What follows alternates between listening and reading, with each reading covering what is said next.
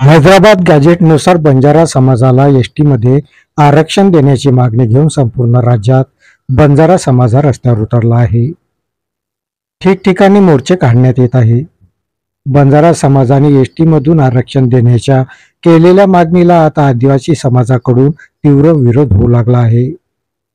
बंजारा समाजाला एसटी मधून आरक्षण देऊ नका अशी मागणी घेऊन आज यवतमाळच्या घाटंजीमध्ये आदिवासी समाज मोठ्या संख्येने रस्त्यावर उतरला।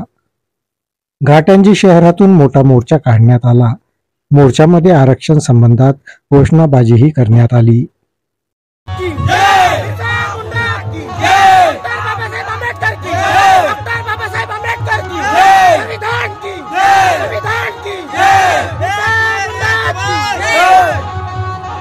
मोर्चा तहसील कार्यालयावर पोहोचला।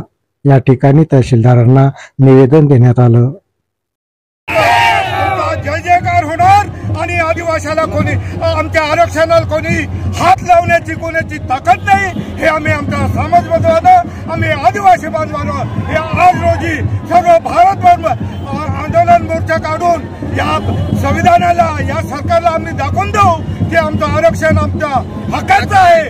म्हणून हे आम्ही सरकारला आणि आरक्षणाच्या संविधानाला कोणाला बोट लावू देणार नाही हे आज आम्ही सर्व बांधवांतर्फे आदिवासींतर्फे मी आज हे वचनबद्ध आहो की आम्ही वेळोवेळी गलोगली देशभर आम्ही हा आंदोलन आमचा अखेरपर्यंत सुरू होणार आहे।